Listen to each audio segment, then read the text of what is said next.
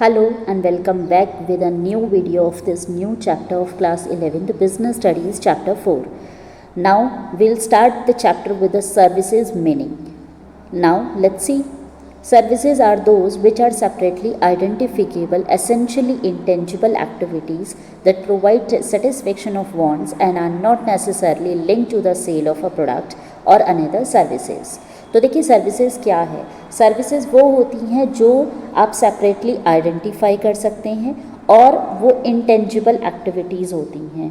Intangible activities क्या होती हैं? वो एक्टिविटीज़ जिन्हें आप ना ही सीन कर सकते हो ना ही टच कर सकते हो, ठीक है, जिसे आप देख नहीं सकते, वो इंटेंजिबल एक्टिविटीज़ हो गई। जो और ऐसी एक्टिविटीज़ जो आपको क्या कर रही हैं, आपके वांट्स को सेटिस्फाई कर रही हैं and are not necessarily link to the sale of a product. ये ज़रूरी नहीं है कि जो आप प्रोडक्ट सेल कर रहे हो उससे ही लिंक हो या फिर सर्विसेज, ठीक है। तो बेसिकली अगर हम सीधे शब्दों में कहें, सर्विसेज वो हैं जहाँ पर आप उन्हें सिर्फ फील कर रहे हो, ना ही टच कर पा रहे हो, ना ही उसे देख पा रहे हो, ठीक है। आप उसे सिर्फ आइडेंटिफाई कर सकते हो और अपनी एक्टिविटीज़ को क्या कर सकते हो, सेटिस्फाई कर सकते हो।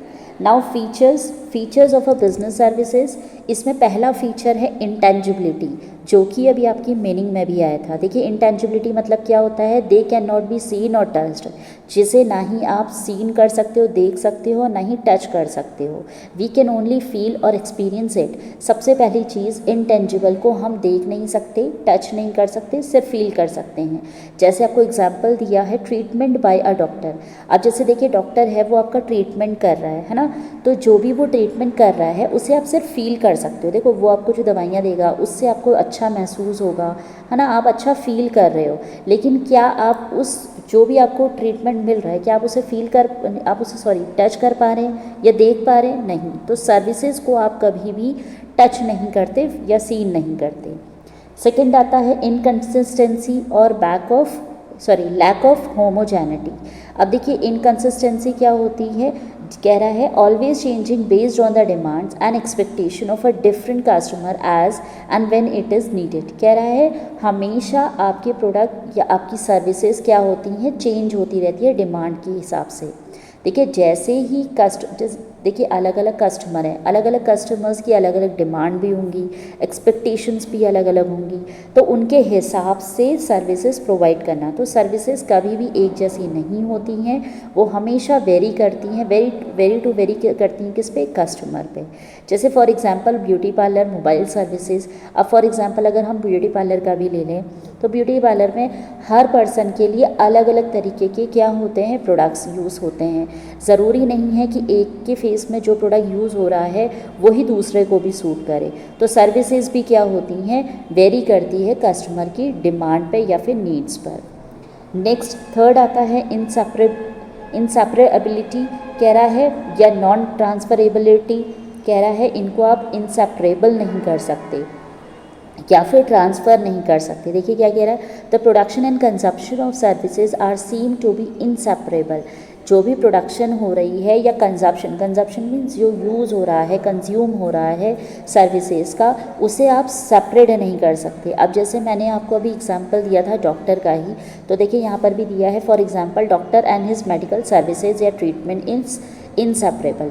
अब देखिए डॉक्टर जो भी आपका ट्रीटमेंट कर रहा है, एक पेशेंट का अगर ट्रीटमेंट कर रहा है या उसको मेडिकल सर्विसेज प्रोवाइड कर रहा है, तो क्या डॉक्टर के ट्रीटमेंट को आप अलग कर दोगे? नहीं।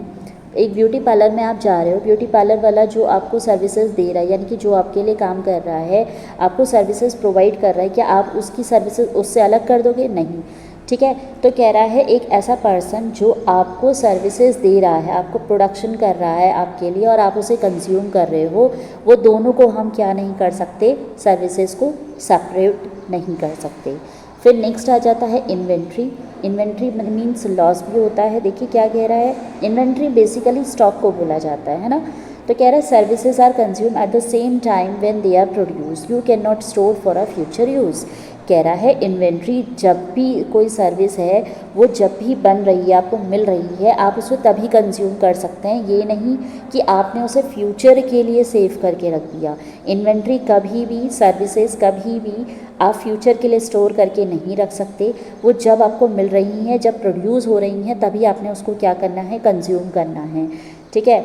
अब जैसे ये नहीं कि फॉर एग्जांपल मैंने आपको दिया ब्यूटी पार्लर का, तो ब्यूटी पार्लर में मान लीजिए अगर आपको सर्विसेज प्रोवाइड कर रहे, तो आप इसका ऐसा थोड़ा ना कि आप फेशियल आज करा रहे हो, ठीक है, उसके बाद आपने बोला कि नहीं अब मैं फेस धुलाने के लिए 4 दिन बाद आ जाऊँगी, तो ऐसा नहीं होता। जो भी चीज़ प्रोड्यूस आपको हो रही है, उस समय मिल रही है, तभी आपको कंज्यूम करनी है।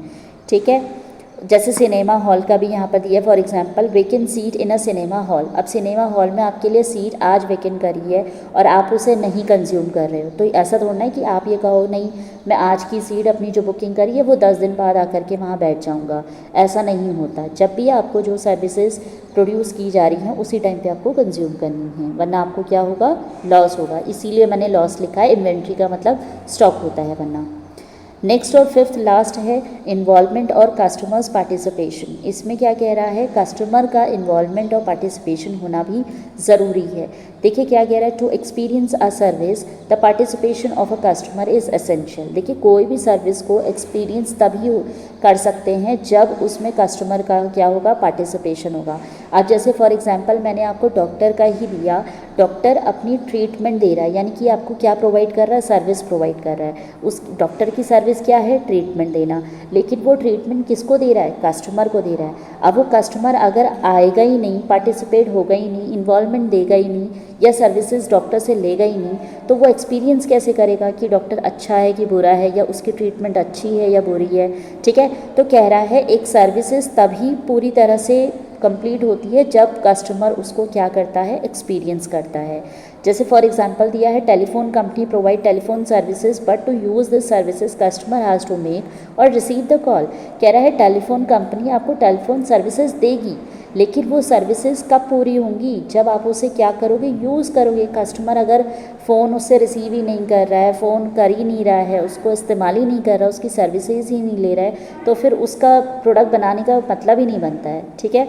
तो कह रहा है सर्विसेज इन 5 तरीके से हो सकती हैं, आपने पढ़ा। पहला है इंटेंजिबिलिटी, इनकंसिस्टेंसी, इंसेपरेबिलिटी और इन्वेंट्री, इन्वॉल्वमेंट और customers participation. So these are some of the features of business services. तो आपको समझ में आया होगा कि बिजनेस सर्विसेज क्या है। बिजनेस सर्विसेज वो है जिसे हम क्या करते हैं, सेपरेटली आइडेंटिफाई कर सकते हैं। ठीक है। और वो एसेंशियल क्या होती है, इंटेंजिबल एक्टिविटीज़ होती हैं जिन्हें आप क्या नहीं कर सकते हो, टच नहीं कर सकते या सीन नहीं कर सकते, आप उसे सिर्फ फील कर सकते हो। So I hope you have understood this much topic, इतना आपको समझ में आ गया होगा। If you have any doubt, any confusion, you can ask me through a comment box. ठीक है। Till then bye bye, take care.